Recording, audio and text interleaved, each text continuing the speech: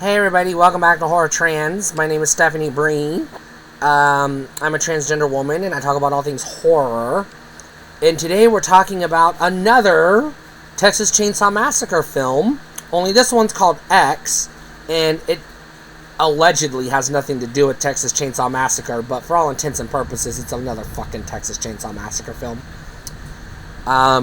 That's not necessarily a bad thing because TCM is one of the greatest horror franchises ever. And this movie apes from the entire franchise. I mean, it borrows from deep cuts from the sequels, from the remakes. I mean, you could argue it's, quote, paying homage, if you will. But whoever made this movie pretty much said, you know what, Rob Zombie got to make his own version of Texas Chainsaw Massacre, why can't I? And they did, and it's great. As far as TCM knockoffs go, I never thought I would say this, but this one bumped House of a Thousand Corpses off my list. This is the better Texas Chainsaw. I'm just going to say ripoff. It's what it is. I mean, it uses the same camera style. It takes place in Texas. It's got hillbillies. The teenagers, or not teenagers, adults, I guess, are porn stars or porn filmmakers. I mean, there's no...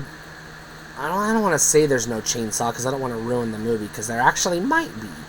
But there's no Leatherface. Let's just say that. But this movie is very intense, and it was good enough...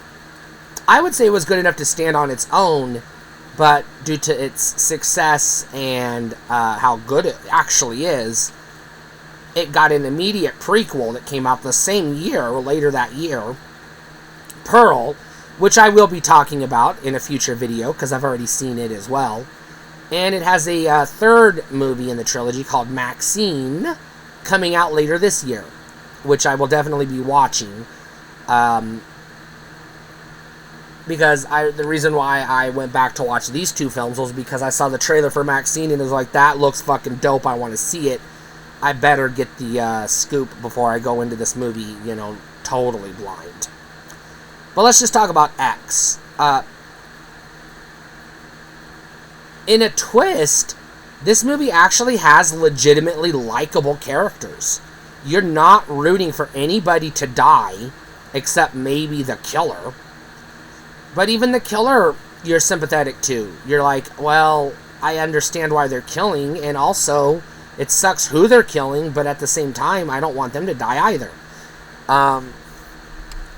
It's a unique movie like that, because your typical slasher-type horror film, it's filled with asshole teenagers or 20-somethings that you're just like, okay, you suck, how do you die? That's not this film. This movie is much deeper than that, and I appreciate that because we've been doing slasher movies for 40 years. It's time to fucking mix it up, and let's just knock it off with the goddamn Scream meta bullshit knockoffs, and let's try something actually original, and that's what this is. This movie is a legit, actual, pseudo-original slasher in a lot of ways, even though it is also aping Texas Chainsaw Massacre in a lot of ways as well. So it's like, yeah, it's definitely a slasher in the traditional sense, but it also does stuff you don't expect.